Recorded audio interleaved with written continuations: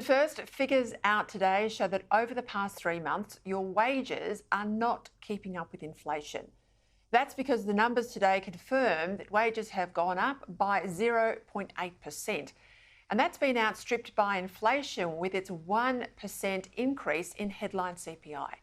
And of course, most of those wage increases have been in the public sector, as Labor governments throw money at bureaucrats and people in the so-called care economy, including many who work for private, profit-making companies.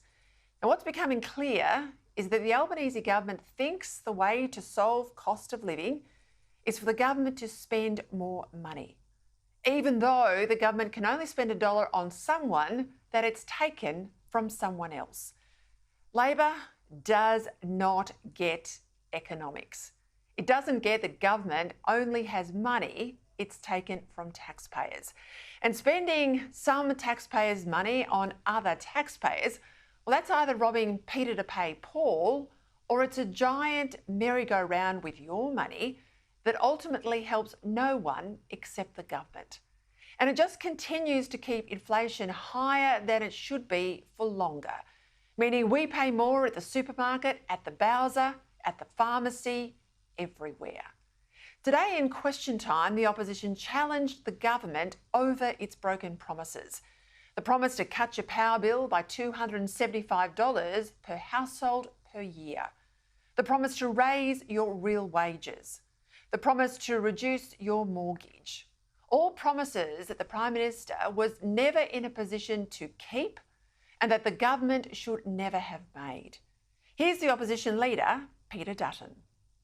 Prime Minister, before the election, you promised to cut electricity bills by $275, provide cheaper mortgages and to ensure, and I quote, families will be better off on the cost of living.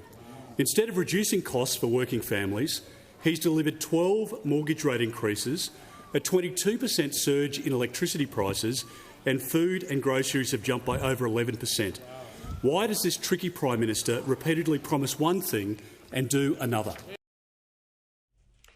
And here's the Prime Minister in response. We delivered cheaper childcare.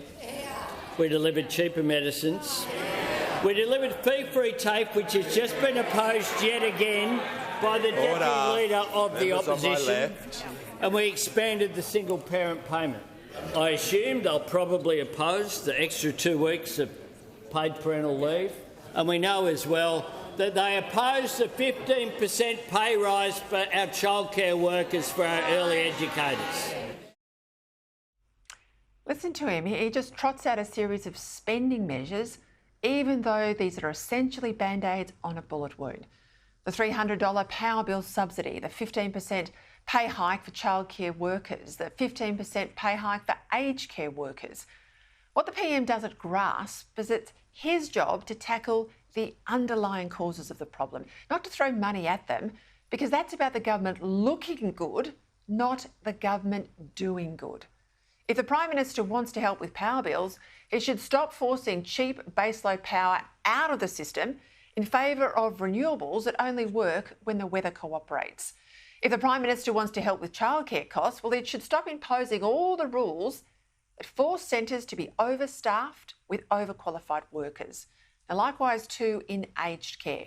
If he wants aged care workers to be paid more, he should make it easier for productivity to go up in that sector rather than directly subsidise wages in ways that will impose permanent burdens on taxpayers or permanent costs on employers. The problem with government decreeing that wages in childcare and wages in aged care should all increase by 15% without any boost to productivity is that it sets up the demand for everyone else in the so-called care economy to also demand 15% from taxpayers.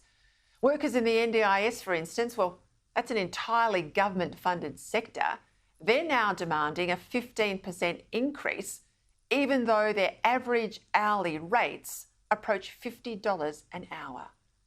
That's what's fundamentally wrong with this government. To every problem, it thinks the answer is more regulating, more spending, even though the Reserve Bank has made it crystal clear that government spending is exacerbating inflation and that ultimately this is what's making our cost of living worse, not better. You look at the polls, You look at the polls, and I tell you, Australians are waking up to this con.